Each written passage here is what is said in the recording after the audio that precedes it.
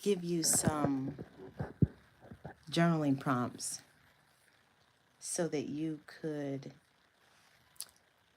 discover your purpose. So let me pull them up here.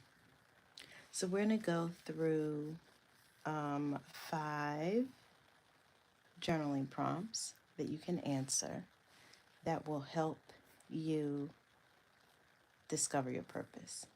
Let me pull them up first. I know I should have pulled them up before now, but here we go. Uh,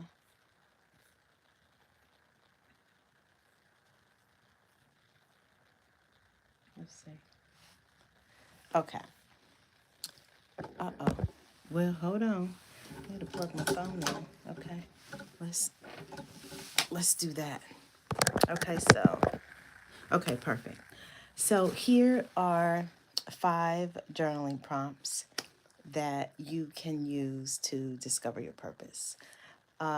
So hello, Lionel. Is that how you pronounce it? So, what activities make me feel most alive and connected to others? So, this is a really important question because one of the ways that you find, discover, uncover, reconnect with your purpose is to think about the things that you love doing, to remember what you liked to do when you were younger. What are the things that you like to do that brought you joy? What are the things that in the past you have done that made you laugh, feel valuable, feel happy? What are some things that you can do to make you feel alive? Now, there's another part to this journaling prompt to help you find your purpose, which is what activities make me feel most alive and comfortable to connect with myself and with others. And so that is the key. And so, what are some things that you like to do that make you feel alive, happy, excited, valuable?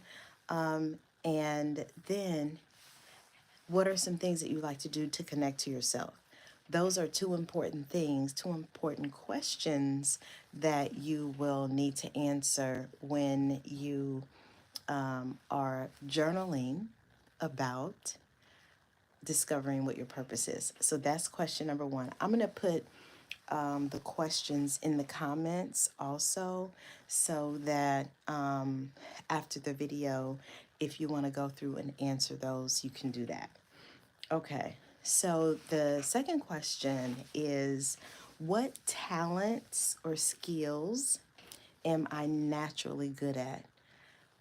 This question is important to discover your purpose because there are some things that you naturally do that bring you joy, that you're good at, that you can do even without very much effort.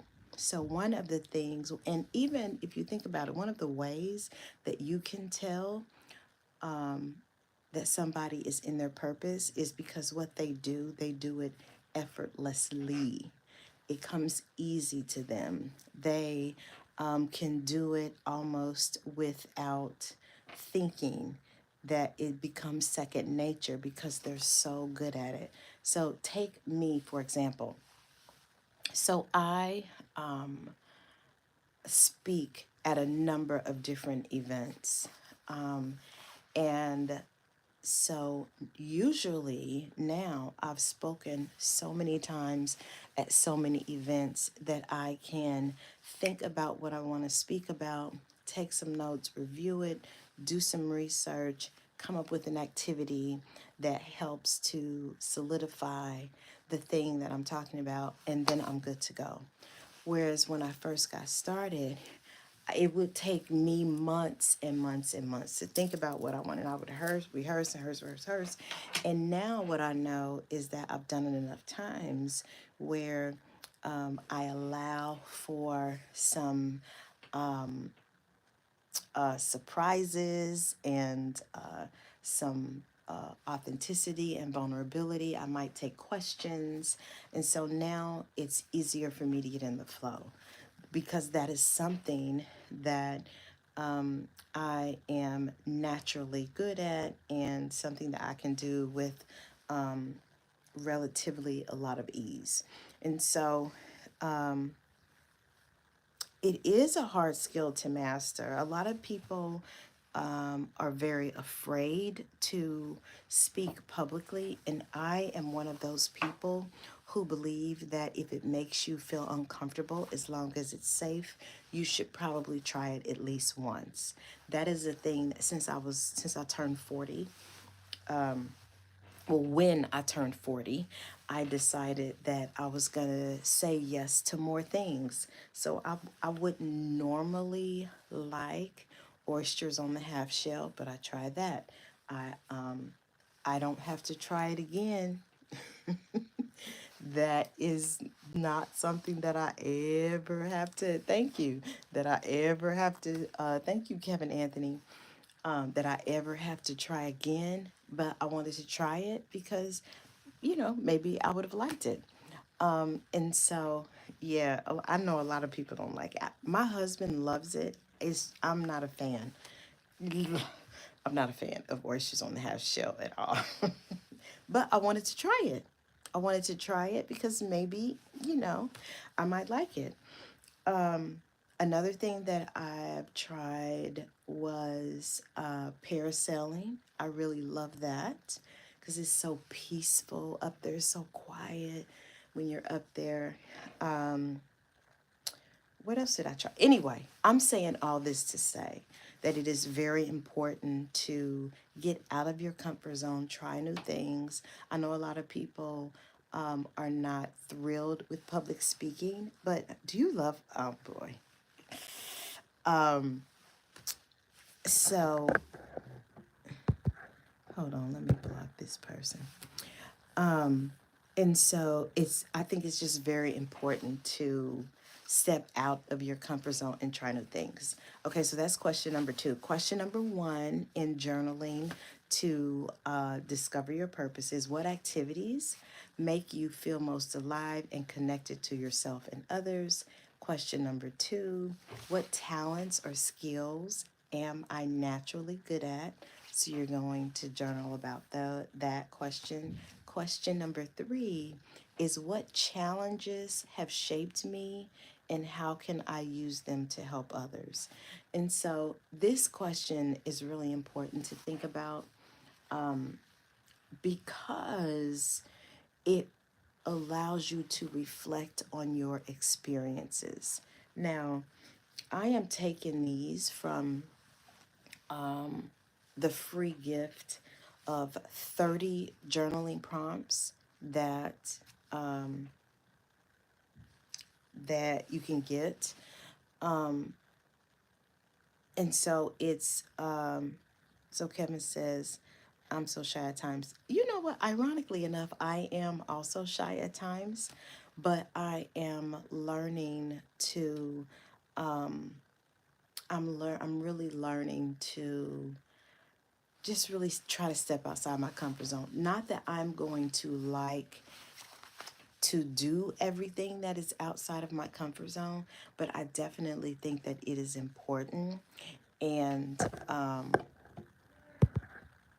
definitely think that that's important. It's important to live, try new things, because you may like them. You may not like the new things that you are trying, but you may like them, enjoy them. You might meet people along the way. One of the things that I suggest that everybody do, as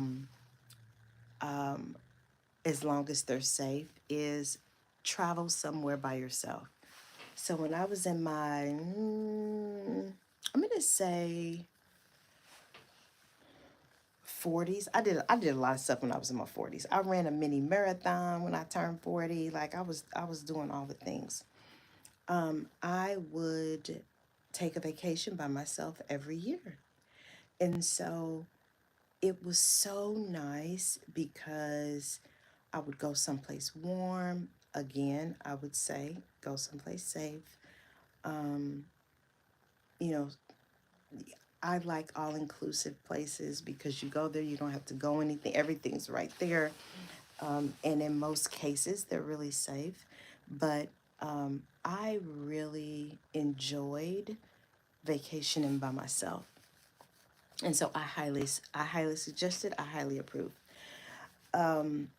So the next question is, what challenges have shaped me and how can I use them to help others? So here's the thing. Here's why challenges are so important. When you are reviewing your life, thinking about things that have happened in your life that have caused you, that have been good and bad, that have caused you joy and sadness, that have triggered you, that maybe you were, there was a death in your family, maybe you lost your job. I mean, there could be a whole host of things that happened to you that challenged you, which in turn helps help to shape you into the person that you are today. Thank you so much for the subscribe. Thank you for the compliment of the great energy. I appreciate it. Because I know that most of us don't like to go through any trials, tribulations, sadness, hard time. We don't like it. But what I have found through my own life and through observing the lives of other people, it is through those times that we learn the most about ourselves. It is in those rough times, those times where you are being stretched and pulled, that you really learn who you are, you learn your value. And a lot of times, so let's say, of course, I hope that this is not anybody's situation, but let's say you were homeless. And through that homelessness, you learned a lot about yourself, about your tenacity, about your willingness to work and take care of yourself. Let's say you learned a lot about yourself. I would not be surprised if part of your purpose or your passion is homeless people, helping people move from homelessness to housing, because that was such a pivotal part of your experience. Usually, the thing that you go through, you help other people grow through. Listen, I gotta write that down because I'm gonna use that as a quote. Y'all gonna see, y'all gonna see that again. What? I gotta write that down. What you go through,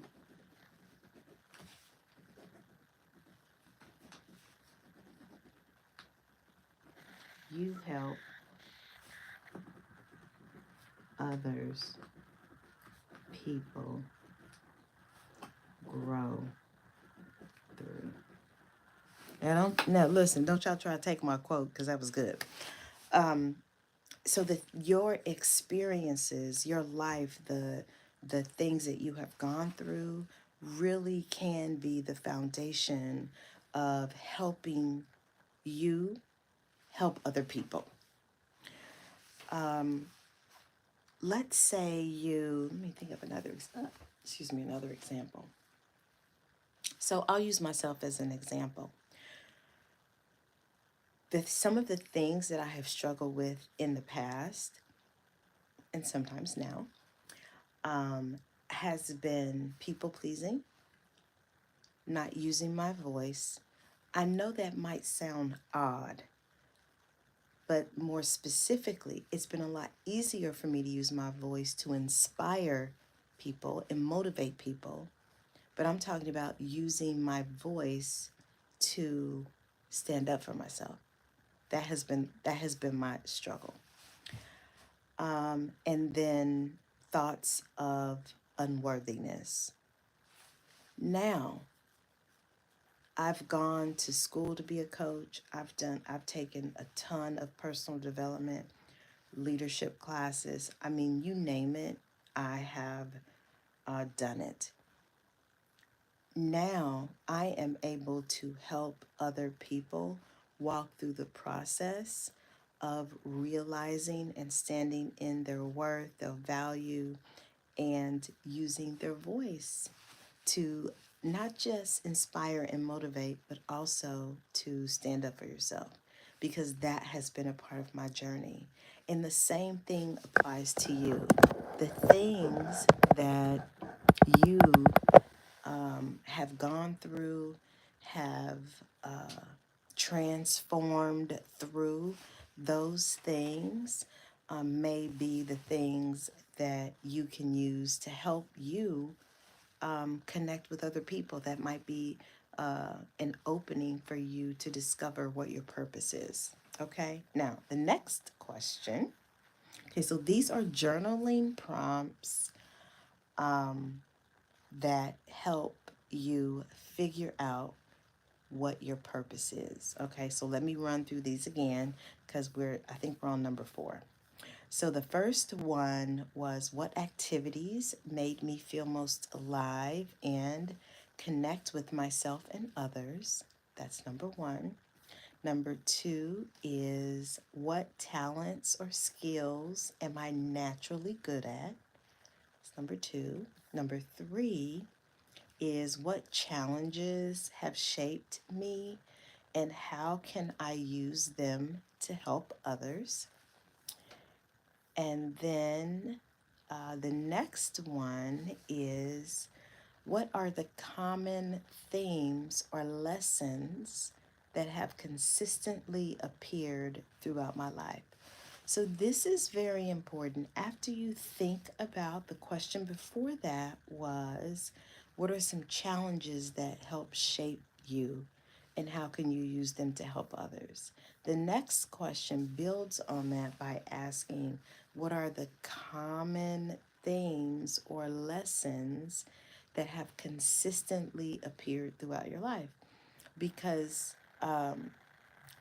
those are the things that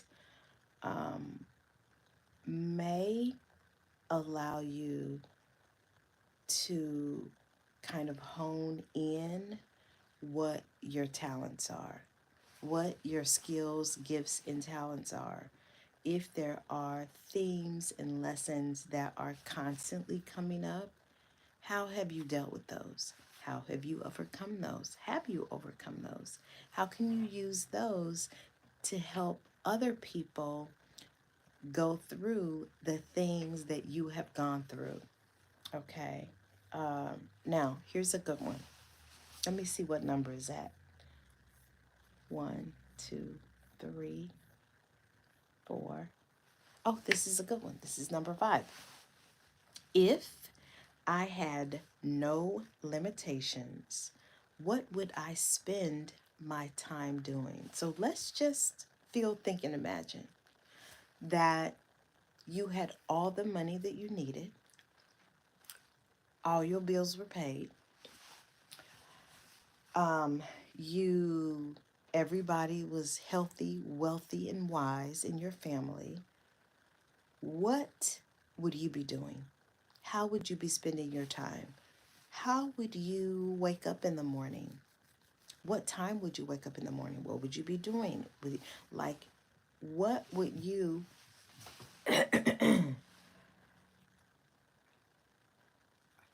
excuse me, what would you spend your time doing?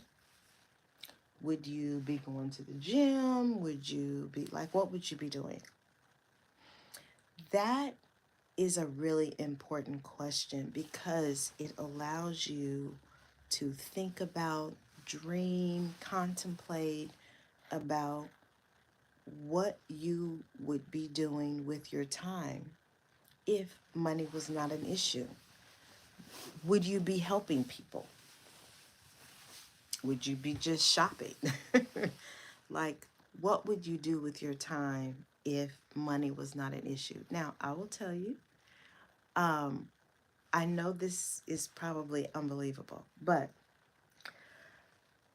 excuse me. I woke up so early this morning. I woke up so early. Um, so in a couple of months, I am going to be retiring. I know it sounds crazy, but in less than 2 months, I am going to be retiring. And I am so excited. And it is also a little scary. And so, this question about if I had no limitations, what would I spend my time doing is a question that I am actually asking myself right now. How will I spend my day? What time will I get up in the morning? What will I do when I get up in the morning? Um, how long will, so one of the things that I love doing is meditation. And so I've already decided that I'm going to do some meditation every morning, maybe some journaling. Um, I don't know if you've seen Lily in some of my videos, but I have a Newfie Poo. She's a big girl. She's about 70 pounds. So I want to take her for a walk in the morning. And so I really want to spend my day supporting me. And one of the best ways I know to do that is to get, people are like, well, what are you going to do when you retire? I'm going to wake up with my eyes open. I'm not going to have an alarm clock. I'm just going to take it easy, breezy, cover girl. That's going to be me. That's what I'm going to be doing. And so, it's very important not just answering this question to find out how would you be spending your time, but this is also a very important question to help you dream, feel, think, and imagine about the life that you would love to live. What would you be doing with your time? Where would you be living? How will it be decorated? Um, will you, yes, do what makes you happy? Absolutely. Um, will you work? If you don't work, how will you spend your time? So, all of those, when you are thinking about how you would like to spend your time, what would you be doing? Get really specific. Get really specific on the time that you will wake up, how you will be dressed, the places you will go, what you will eat, what does your dinner smell like, the aroma, what's the ambiance, what's the restaurant look like? Like, really get specific on how your life will look if you are not concerned with money. I know we're all concerned with money, but if you were not concerned with money, what would you be doing? How would your day be? And how would you allow your day to unfold? So those are things that you really kind of want to consider.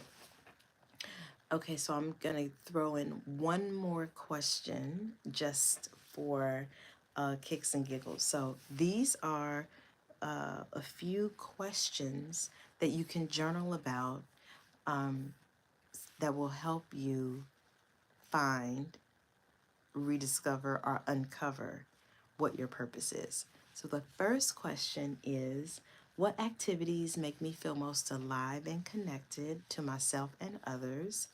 What talents or skills am I naturally good at? That's question number two. Question number 3 is, what challenges have shaped me and how can I use them to help others? Number 4 is, what are the common themes or lessons that have consistently appeared throughout my life? And number 5 is, if I had no, maybe this is 6, if I had no limitations, what would I spend my time doing? And the bonus question is, how do I want to be remembered by the people I love? Now, listen, this is a very important question. And it's very important because it allows you to think about the legacy. What legacy do you want to live? When people think about you or call your name or remember, say your name in passing, what are they likely to say about you and about how you made them feel? So just think about that. What kind of legacy do you want to leave? How do you want to be remembered? So I'll tell you a quick story. Um, but first, let me put on these. Let me put on these to help with the glare. I've been looking at uh, a computer all day. So let me tell you a quick story. So my stepfather lived a beautiful life. He was the most fascinating person to me, and I was privileged that he married my mom. And so he lived a fantastic life. He was funny. He was engaging. He was he was a police officer. He rode a motorcycle. He was phenomenal. And so as he got older, he got cancer and transitioned. And so he was a stepfather to me and my sister. My sister's 9 years older than me. But when he met from the moment he met my mom, he treated us both like his own children. There were no separations between us and his children. And so he always made us feel special. If something was broke and we needed it, he didn't. He he just made us all feel so welcome, heard, and seen. And so in his family, there were, I think he probably had 10 brothers and sisters. So it was a lot of them. And, you know, his time on the police force was very impactful. And so when it's time for us to go to the funeral, I go. And throughout that day, or those last couple of days, I realized that the way that he made me feel, he made hundreds and hundreds and hundreds of other people feel the same way. Listen, when I tell you that there was story after story, he saved my life. He got my sister off drugs. He loaned me some money so that I wouldn't get my utilities cut off. I mean, there was story after story after story of how he had helped somebody save their life, talk to their kids to get them on the right track. I mean, it was story after story. And I want to say that really changed my life. It really changed my life because I thought that he had lived such a powerful life, and I was so grateful in order to know him and have him in my life. And so that is one of the things that I think about. First of all, I do not like going to funerals. I will go because I realize that that is the way that I can pay my respects, but I would rather not go. And also, it it is very important for me to leave a legacy that people, when they talk to me or when they saw me, that I made them feel better than when I came into the room. And so that's just me. That is something that he did that I can appreciate. And so I don't know if you know your purpose, if you think you know your purpose, or if you have absolutely no idea what your purpose is.